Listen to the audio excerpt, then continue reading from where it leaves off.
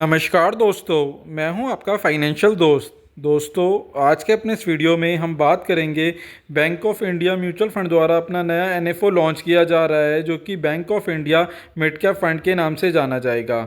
दोस्तों, हमारी कोशिश रहती है कि हम आपको सरल शब्दों में स्कीम की पूरी जानकारी दे सकें।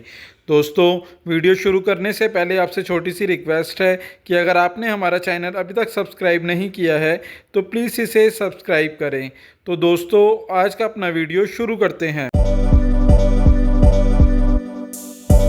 Bank of India mutual fund द्वारा अपना नया एनएफओ लॉन्च किया जा रहा है, जो कि bank of India mid cap fund के नाम से जाना जाएगा।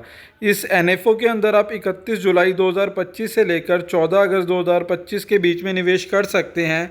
वहीं अगर आप इस बीच में निवेश नहीं भी कर पाते तो जब ये फंड दोबारा से रीओपन होगा तो भी आप इसके अंदर इन्वेस्टमेंट कर सकते हैं। आप जानते हैं कि मिड कैप कैटेगरी के फ़ंड के अंदर आपका पैसा कहाँ पर निवेश किया जाता है और मिड कैप कैटेगरी का फ़ंड किस तरीके से वर्क करता है। पहले जानते हैं कि मिड कैप कैटेगरी के अंदर कौन सी कंपनियां आती हैं। मार्केट कैपिटलाइजेशन के अकॉर्डिंग 1 नंबर से लेकर 100 नंबर तक की कंपनियों को लार्ज कैप के अंदर काउंट किया जाता है।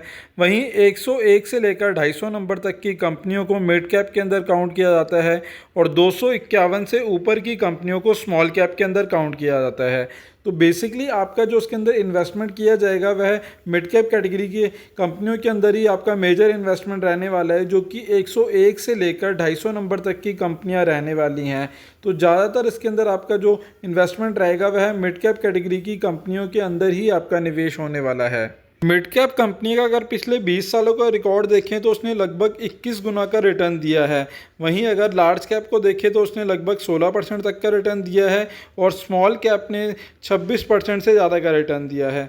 वहीं आप देख सकते हैं कि जो भी आज की मिड कैप कंपनियां हैं उन्हीं का सबसे ज़्यादा चांस होता है कि वह फ्यूचर के अंदर लार्ज कैप के अंदर कन्वर्ट होगी।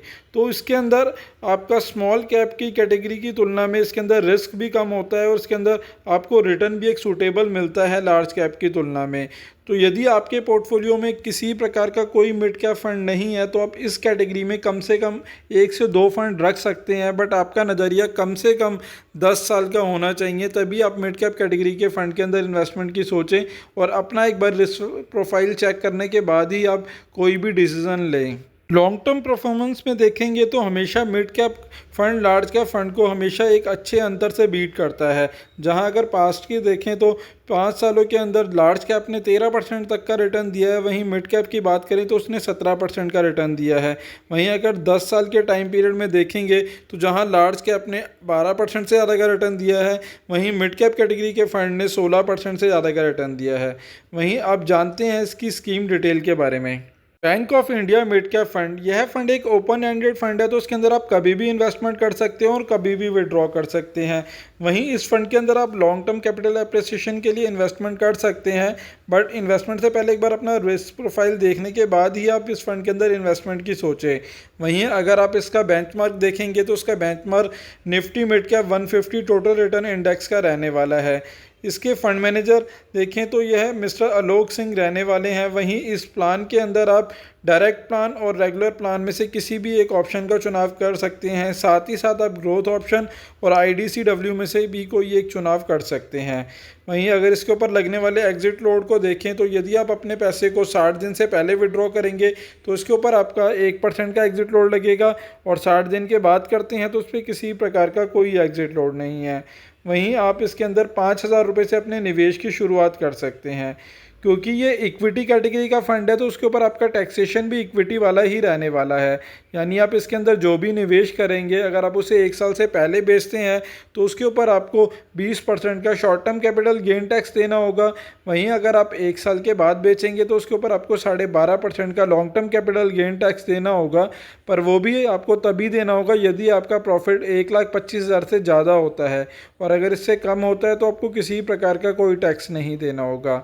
वहीं दोस्तों, अगर आप इस फंड के अंदर निवेश की सोच रहे हैं तो इन्वेस्टमेंट से पहले एक बार अपने फाइनेंशियल एडवाइज़र से सलाह जरूर ले लें और आपका नज़रिया कम से कम 10 साल तक का हो तो ही आप मिड कैप कैटेगरी के फ़ंड के अंदर इन्वेस्टमेंट की सोचें।